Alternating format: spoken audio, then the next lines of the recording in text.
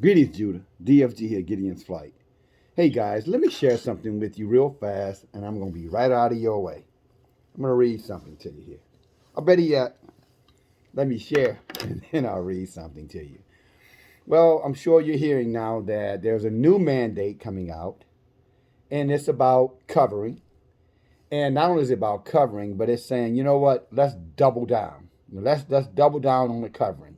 Instead of having one layer, we want to have two layers, maybe even three layers, because, one layer will only protect you at 50%. So that means 50-50.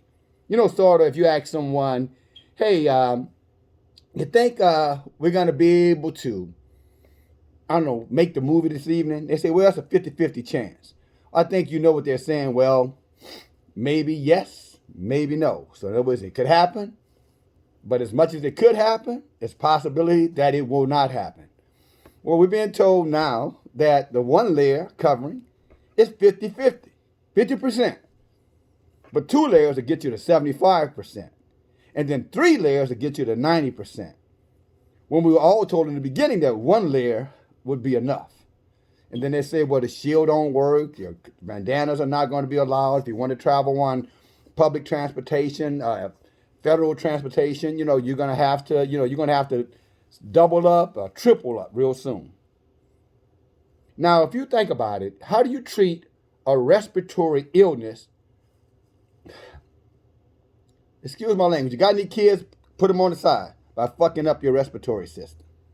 How do you treat a respiratory illness by pretty much tearing down your respiratory system? That's kind of an oxymoron. It just doesn't work, is what I'm saying. But that's what the new mandate is. That's what's coming down the pipeline.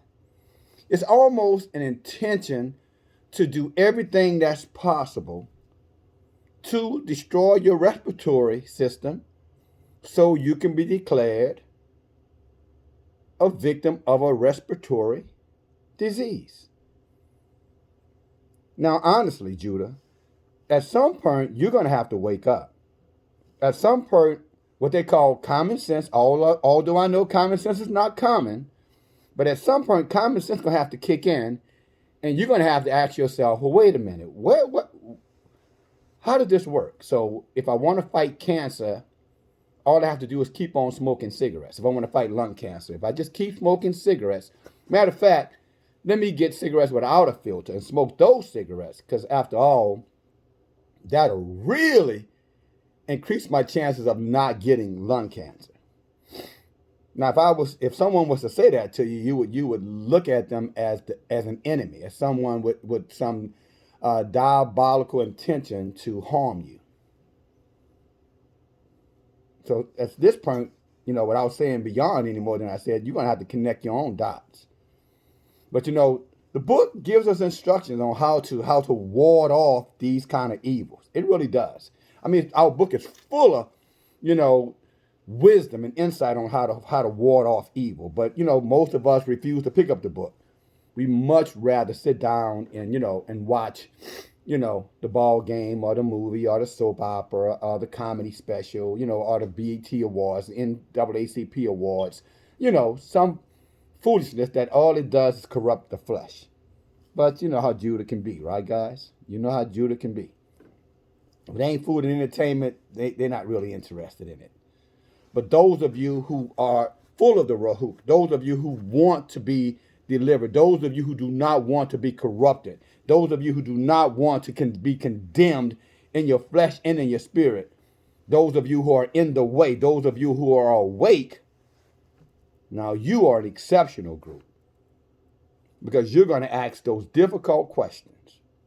You're going to research the matter. You're going to search the scripture to find the truth. Now, let me give you just something to remind you of a consequence of poor behavior, okay? Let's go with this real quick. See if I can do this without too much interruption. Okay.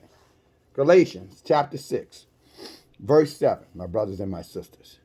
It said, be not deceived. Yah is not a fool. It means that if Yah tell you something, you need to believe it. For whatever man sows, that shall he also reap. He that sows to his flesh shall reap of the flesh corruption. So he says, God's not mocked. Man, whatever man sows, that's what he's going to reap. So my point to you is that if you allow man to dictate to you things that's going to harm you, like your respiratory system, then don't be surprised if you're sitting somewhere, in bad condition, if not on your way to the cemetery, because you're reaping what you sow by not using the wisdom of Yah that he has written out clearly. By being the flesh or man, that's going to corrupt everything about you, including your temple, which is where the Rahuk has to survive.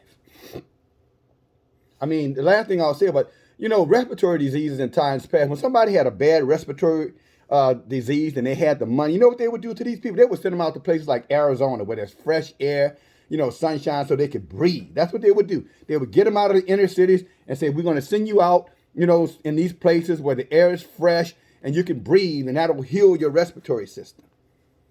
And now we're saying, well, the way to not get a respiratory disease is to triple down, on coverings so that you got 90% prevention. So that means 90% of things are oxygen not coming into your body that can heal your respiratory system. And not only that, but trap your own toxins inside of your body with 90-degree efficiency. Do you know what that sounds like? To a sane person, that sounds absolutely insane. But again, common sense is not common, right? That's the question for you right there. But that's the new mandate. Triple down. Triple down and see where that's going to lead you. But if you're awake, you better breathe this air out there that Yah put outside of you. At the end of the day, your life, because he breathed into you. Yah breathed into the man, and man became a living soul. That's how important your oxygen is. You take it away, you better be ready to go and meet Yah. And you're going to have to answer a few questions like, why did you sow to your flesh? Well, I guess one important question. Why did you sow to your flesh? All right, that's all I got for you. Nice, short, sweet, and concise. Talk to you later. Bye now.